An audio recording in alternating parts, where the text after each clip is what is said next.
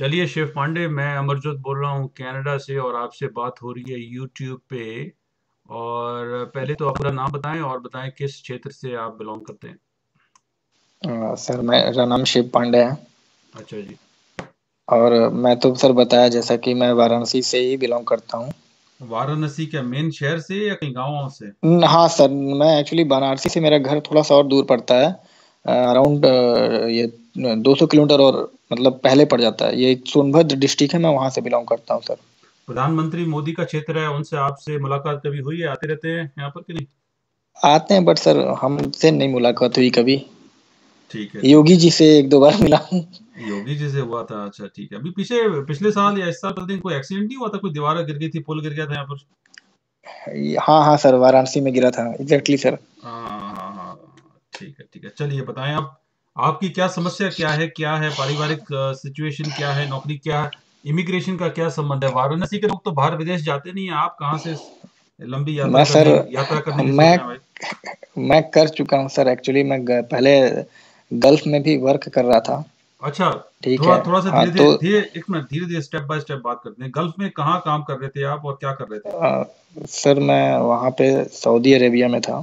क्या काम कर रहे थे? मैं सर वहाँ पे एज असिस्टेंट एडमिन और साइट कोऑर्डिनेटर मैंने दोनों काम किया हुआ है। कितने साल? 2 साल सर, मेरा 2 साल का कॉन्ट्रैक्ट था। ठीक आप है। आपकी क्वालिफिकेशन क्या है? MBA sir. कहाँ से? सर लखनऊ से मैं किया हूँ, यूपी टेक्निकल यूनिवर्सिटी से। अच्छा, यूपी टेक्निकल से एमबीए कराया किस साल में? हाँ जी सर। साल? ये मैंने 2011 का पास आउट हूँ सर। 2011 से, और 2011 के बाद अभी तक आपकी जो प्रोफेशन रही है वो ऑफिस एडमिन का काम रहा है आपका? नहीं सर, मैं एक्चुअली मार्केटिंग से मेरा स्पेशलाइजेशन था। अच्छा। तो मैंने मार्केटिंग में भी काम किया हुआ है। अच्छा। और उसके बाद सॉरी, मैं फिर इसमें आ गया सर, सऊदी गया। अच्छा। वहाँ पे मैं एज असिस्टेंट एडमिन का ही वर्क करता था। अच्छा। मतलब टाइम ऑफिस में। हाँ, काम किया मैंने, पूरा एडमिन का काम कितना था मैं। ठीक है। मैं पूछ सकता हूँ और कि साइट कंट्रोल। तनख्वाह कितनी मिलती थी वहां पर? सर वही मतलब आपको मालूम है कि जितनी भी इंडिया से थोड़ी जाती, मतलब वही थी, 3,500-4,000 रियाल के लगभग। अच्छा। आप सिंगल हैं या मैरिड हैं? नहीं सर, अभी तो फिलहाल सिंगल हूँ सर। फिलहाल सिंगल हैं, ठीक है। अब बताएं क्या, अब क्या इमिग्रेशन की क्या समस्या से जूझ रहे हैं, पहले आप बताएं। सर एक्चुअली सर मैं सर जैसे कनाडा जाना चाह रहा था, ठीक है, अच्छा। जॉब पर्पस के लिए। हाँ। तो मैंने कई बार यहाँ पे कंसल्टेंसी बहुत सारी दिल्ली वगैरह में तो मैंने बात किया, ठीक है। हम्म। तो वो लोग सर मतलब जो बात बताते हैं, मतलब मैं उनसे सेटिस्फेक्शन नहीं होता, क्योंकि वो कोई कहता है कि कनाडा का भी वर्क वीज़ा नहीं है, सिर्फ हम आपको पीआर देते हैं। ओके। और कुछ लोग कहते हैं कि नहीं, हम वर्क वीज़ा भी देते हैं। ओके। तो ये सारी उसके बाद फिर सर क्या है कि मतलब वो पहले तो लोग सर्विस चार्ज के लिए तुरंत बोल देते हैं कि हमको इतना वो सर्विस चार्ज आप दीजिए। देन उसके बाद हम आपका इंटरव्यू स्टार्ट कराएंगे, ऑन स्काइप कॉल होगा आपका। वहां से आपको मतलब स्पॉन्सर कॉल करेंगे या जो भी बताते हैं इस तरीके की चीजें। ओके। देन यू अगर you for selected then you will go, ऐसा ओके। सब बताते हैं। ओके। तो सर मैं इन चीज़ों से थोड़ा सेटिस्फाइड नहीं हूँ।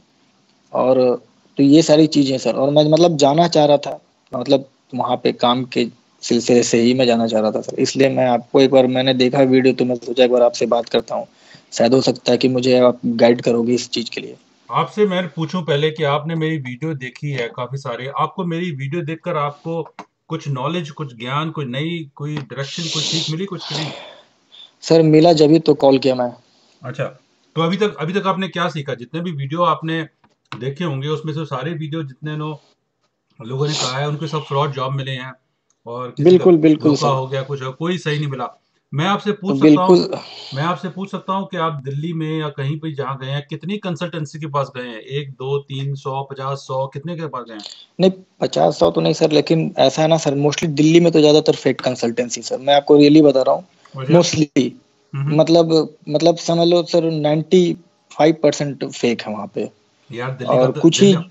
दिल्ली का तो मैं भी रहने वाला हूँ यार। मेरे को अब शर्म आ रही है कि कहने के दिल्ली में फेक कंसल्टेंसी बैठी सारी। दिल्ली वाले जो सुन रहे होंगे अभी बात, और जो कंसल्टेंसी हम्म। जो आपका और जो स्टेटमेंट सुनेंगी वो भी कहेंगे यार हम सब ऐसी दुकान लगाए बैठे हैं, सर हम आप सब फेंक हैं। बिलीव, हम्म, अभी सर मैं आपको अभी एक ऐसा वीजा भेजूंगा, आप एग्जैक्टली आप विश्वास नहीं करोगे, आप देख के कहोगे कि अरे यार ये वीजा है कि मतलब वो अप्रूव्ड दिखा रहा है लेकिन वो पूरा फेक वीजा है वो। पूरा फेक है। तो दिल्ली दिल्ली में लेकिन मिले, दिल्ली के अलावा और कहाँ गए, पंजाब में गए आप? अभी सर पंजाब में मैंने बात किया था, चंडीगढ़ में भी, पंजाब में भी एक दो हैं, मोहाली के भी थे, ओके। और एक इलाहाबाद में भी था। अच्छा तो है। मैंने इन लोगों से बात किया, हम्म ठीक है। तो सर इनके जानते हैं स्टेटमेंट्स ऐसे हैं कि मतलब ये लोग क्या कहते हैं कि आप आइए हमारे पास, ठीक है। हम्म जैसे सर आज न्यूज़पेपर वगैरह में भी देखिए एड्स आते हैं, हम्म उन एड्स में लिखा रहता है जैसे इमिग्रेशन कनाडा न्यूजीलैंड ऑस्ट्रेलिया। तो मैंने उनसे भी एक बार पूछा तो उन लोगों ने बोला कि आपको हमारे यहाँ ऑफिस विजिट करना होगा, हम्म और आपको जैसे कि मतलब 1000 रुपीज या कुछ लोग बोलते हैं 2000 रुपये का पहले रजिस्ट्रेशन कराना होगा, हम्म और सेम डेज आपका मेडिकल होगा, और उसके बाद आपका मतलब ये जब हो जाएगा तो उसके बाद हम प्रोसेस स्टार्ट करते हैं जिसमें 60 to 90 डेज का ये पूरा प्रोसेस होता है। हम्म उसके बाद आप वहाँ जाओगे, हम आपसे कोई चार्ज नहीं लेंगे, सिर्फ वहाँ पे आप जाओगे, आपके मतलब सैलरी से मंथली मतलब आपके सैलरी से डिडक्ट होगा, ये सारी चीजें बताते हैं ये लोग। पांडे जी मैं आपको रोक दूंगा यहीं पर, पांडे जी रुक जाओ। जी सर। आपने जितने भी मेरे वीडियो देखी है, आपने इसका मतलब अभी ज्यादा कुछ सीखा नहीं उसमें से, क्योंकि हम्म। क्योंकि मैंने कई बार लोगों को कहा है जी कि सर। किसी भी कंसल्टेंट्स के पास अगर आप जाओगे, चाहे वो बहुत बड़ी जी। दुकान हो चाहे छोटी दुकान हो, हाँ जी सर। दुकान पे मत जाओ, उनके ऑफिस में मत जाओ, दो तीन सवाल उनसे पूछो कि भाई साहब आपके पास लाइसेंस है कनाडा का, नहीं है? तो आपने हम्म। उनसे पूछा किसी से, लाइसेंस चेक किया किसी का? सर मैं तो गया नहीं था, लेकिन फोन। मैंने ये चीज पूछी थी, ओके। मैंने पूछा था सर। क्या बोला उन्होंने? तो वो लोग कहते हैं हाँ हमारा गवर्नमेंट अप्रूव्ड है, हमारे पास लाइसेंस भी है। कौन से गवर्नमेंट का तो भाई, कौन से गवर्नमेंट का? अ, अब ये तो सर मैंने नहीं, लेकिन उन्होंने बताया कि हमारे पास गवर्नमेंट अप्रूव्ड है, ऐसा बताते थे। अबे तो गवर्नमेंट भाई कोई हमें यूपी गवर्नमेंट की थोड़ी चाहिए ना, भारत सरकार की चाहिए, हम तो हम्म। कैनेडियन सरकार का लाइसेंस मांग रहे हैं भाई। जी जी जी। हाँ। तो लगता है कि उनके पास लाइसेंस नहीं है। दूसरी बात यह है कि जो आपने कहा कि आप पहले दिन आओ और पहले दिन ही आपका मेडिकल करा देंगे, तो उनसे पूछो भाई कि मेडिकल की तुम्हारी कोई हॉस्पिटल की फैक्ट्री लगी है यहाँ पर, मेडिकल करा दो, मेडिकल की जरूरत ही नहीं पहले दिन। वो मुझे भी मालूम था सर कि ऐसा तो होता नहीं, मुझे पहले से मालूम है अभी कल परसों ही मैंने कि किसी को इंटरव्यू करके वो पूछ रहे थे जलंधर में, वो कहते हैं जी मेडिकल कराएंगे जी आप, लेकिन डॉक्टर हमारा ही रहेगा, डॉक्टर वो मेडिकल कराने के लिए मेरे ख्याल से 30,000 समथिंग प्लस वो बोल रहे थे। तो उनको उनको पहले भाई उनको बोलो कि भाई एक तो मेडिकल कराना, क्या तुम्हारे क्या घर के डॉक्टर बैठे हैं तुम्हारे क्लिनिक तुमने पाल रखे हैं यहाँ पर जो जिससे मर्जी मेडिकल करा दिया? मेडिकल कराते हैं जो कैनेडियन सरकार से जो मान्यता प्राप्त जो डॉक्टर हैं, वो दिल्ली में मेरे ख्याल 5-6 हैं शायद, और मोहाली में तो ज्यादा है। तो उनसे ही मेडिकल होगा, और वो जब जरूरत होगी, अभी तो मेडिकल कराने की जरूरत ही नहीं है ना, ना कोई पीआर फाइल करा, ना कोई वर्क वीजा फाइल करा, तो मेडिकल कहाँ से आ गया? तो बिल्कुल। मेडिकल पहले कराने का तो कोई मतलब नहीं है। हाँ, कुछ केसेस में हाँ। समझता हूं कि मेडिकल कराना एक एक अनिवार्य है, एक मेडिकल कराना एक एक समझदारी है, मेडिकल करा लेना चाहिए। लेकिन जब अभी कोई बातचीत ही नहीं शुरू हुई, पता नहीं लगा तुम एलिजिबल भी हो किस चीज के लिए, मेडिकल करा के पहले रख लिया। मेडिकल का ये जो धंधा है, मेरे ख्याल है मेडिकल का जो ये धंधा है, ये अच्छा धंधा लोगों ने खोला हुआ है कि भाई मेडिकल के पहले 30,000 रुपए ले लिए, उसमें से अपने घर का ही डॉक्टर कोई पैनल रखा, गुप्ता जी शर्मा जी रखे होंगे, भाई मेडिकल कर देना, चेक कर देना, उसका एक्सरे वगैरह जो भी कुछ है, मुश्किल से उसके 1,000 2,000 रुपए या 5,000 रुपए है, और शायद जो भी बिल्कुल। है उसका, और बाकी के पैसे 25,000 20-25,000 रुपए जेब में आ गए। अब वीजा जी सर। आए ना आए छोड़ो यार, पहले मेडिकल का मुनाफा तो हो गया, मेरे ख्याल धंधा लोगों ने ऐसे बनाया है। तो मेरे को लगता जी है यार सर। हिंदुस्तान में अमीर होना बड़ा आसान, मैं भी सोच रहा हूँ यहाँ से दुकान बंद करके वहीं पर दुकान खोल लूंगा, ये सबसे कहो भाई तू छोड़ यार, बाकी वीजा को पहले मेडिकल करा रोज, सबके रोज रोज 30,000 के मेडिकल करा दो, ये अच्छा धंधा है। एनीवे वही तो तो सर वो मैं। वो सब बोगस है। आपको आपको जो जो प्रॉब्लम वो है ना कि आपकी जो एलिजिबिलिटी है, आपके पास जॉब ऑफर तो है नहीं कोई, तो आपको वर्क वीजा तो कोई कोई अभी डिस्कशन करने का कोई फायदा नहीं है, आपके पास ना जॉब ऑफर जी। है ना एलएमआई है, नहीं है, तो वो उसकी बात अलग है। आपके पास एमबीए है, आप अपना जो एक्सपी हमें चार चीजें चाहिए अगर आपको पीआर के लिए अप्लाई करना है, तो हमें चार चीजें चाहिए पीआर के लिए, एक्सप्रेस एंट्री के लिए। जी सर। पहली पहली बात चाहिए है कि आपकी जो डिग्री है वो आप असेसमेंट कराएं कनाडा से। और इसके बारे में मैंने वीडियोस बनाए हैं, तो वीडियोस पे जाके आप देख लें तो आपको स्टेप बाय स्टेप पता लग जाएगा। तो आपको पहले सारे जो आपके जो एजुकेशन है वो उसका असेसमेंट करेंगे। जो आपके एमबीए करी है आपने लखनऊ से, उसकी वैल्यू कनाडा के मुताबिक होती है कि नहीं है, तो वो असेसमेंट होगी पहले। नंबर 2, आपको एक इंग्लिश का ठीक टेस्ट है। लेना पड़ेगा। हम्म। इंग्लिश का जब आईएलटीएस आप का टेस्ट, शायद सर, है ना? आईएलटीएस का टेस्ट लेंगे, उसके हिसाब से आपको पॉइंट्स मालूम पड़ेंगे। तीसरी तीसरी चीज है कि हम्म। आपको अपने एक्सपीरियंस सर्टिफिकेट, जितने भी आपने काम किया है सऊदी में, इंडिया में, कहीं पर भी काम किया है, जितने भी एक्सपीरियंस सर्टिफिकेट है उनको आपको इकट्ठा करें। आपको देखें आपकी ऑक्यूपेशन क्या है। ऑक्यूपेशन वो एक जो स्किल्ड ऑक्यूपेशन है उसमें आनी चाहिए। तो ये तो तीसरी जी। चीज है। और जो चौथी चीज है वो है कि आपके सारे डॉक्यूमेंट्स हैं, जैसे आपका बर्थ सर्टिफिकेट है, पासपोर्ट है, मैरिज आपकी हुई नहीं तो उसमें कोई प्रॉब्लम नहीं है, जो भी आपकी इमिग्रेशन हिस्ट्री वगैरह है, आना जाने का ट्रैवल रिकॉर्ड है, वो सारे अपना दुरुस्त रखें।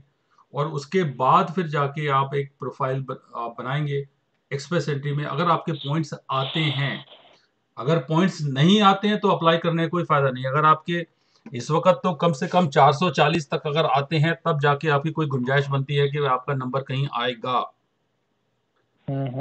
कई बार ये 442 हो सकते हैं, 445 हो सकते हैं, 440। अगर आपके 425 से नीचे है तब तो आपका भी कोई नंबर आने का कोई गुंजाइश नहीं है। जी।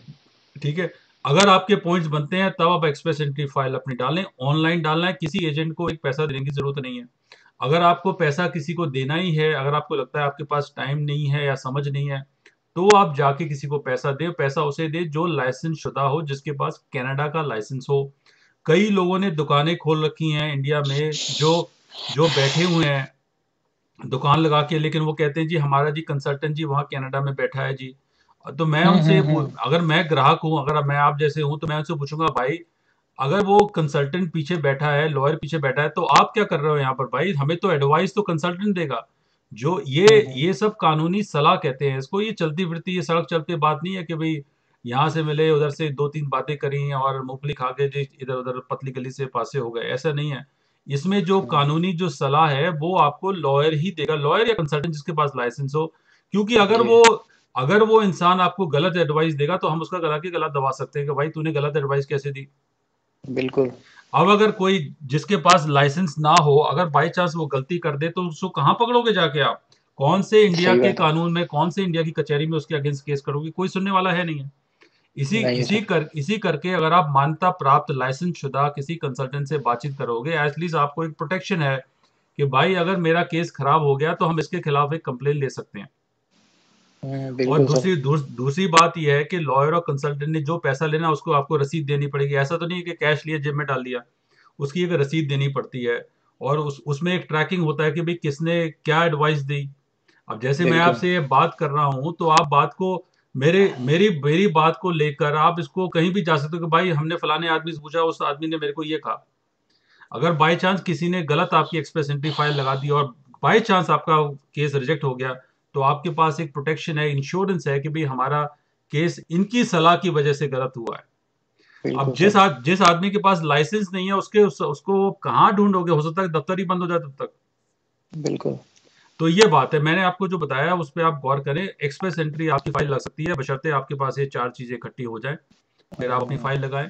और आपके यस पास सर। जॉब जॉब जैसे जैसे मिडिल ईस्ट का सिस्टम है, वहाँ का सिस्टम, अब मैं तो मिडिल ईस्ट में रहा नहीं, मेरे को नहीं पता क्या है वहाँ पर। लेकिन यहाँ से आपको एक LMIA चाहिए और जॉब ऑफर चाहिए। अगर आपके पास जॉब ऑफर सही नहीं है तो आप अप्लाई नहीं कर सकते, चाहे आप लाखों रुपए खर्च कर दें, कुछ होने वाला नहीं उससे। ठीक है पांडे जी, आप बताएं कोई आखिरी यस सर। सवाल, मेरे लिए कोई सवाल है आपके पास कि नहीं? नहीं सर, आपने बता दिया, मैं समझ गया। ओके। जी सर। और बताएं, और कोई हुक्म, और कोई सवाल पूछना है? नहीं थोड़ा सर, बहुत अच्छा। दिमाग के शक दूर हो गए, दिमाग का संशय दूर हो गया कि नहीं? बिल्कुल बिल्कुल सर, बहुत अच्छा मतलब फील हुआ कि आपने जो चीज मुझे गाइड किया, बहुत अच्छा लगा कि एग्जैक्टली मैं इसलिए बात किया। मुझे भी सर उन पे पहले से डाउट था कि ऐसा कुछ भी नहीं होता है, तो ओके। इसलिए मैं फिर भी एक बार आपसे भी कंफर्म कर लिया कि यही चीज है। सही बात है। क्योंकि सर मेरे भी फ्रेंड्स ऑलरेडी मतलब जो हैं कुछ पंजाब चंडीगढ़ में भी रहते हैं, क्योंकि उनके फादर पहले यहाँ पे जॉब करते थे हमारे यहाँ पे।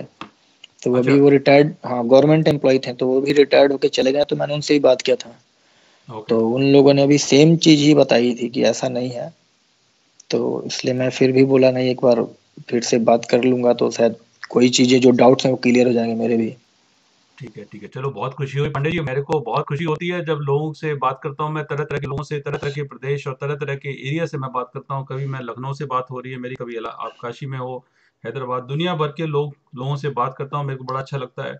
और अपने लोगों से जुड़ के जो एक आत्मीयता आती है अंदर से, मैं फ़ील करता हूँ कि बात सही है। और मेरा पिछले काफ़ी सालों से मेरा ये प्रोफ़ेशन है और मेरे को ये अच्छा लगता है कि आपने पूछा और इस इन्फॉर्मेशन की वजह से आपका जीवन का सुधार होगा, तो इससे बिल्कुल मेरे को सर। अंदर से बड़ी तसल्ली मिलती है।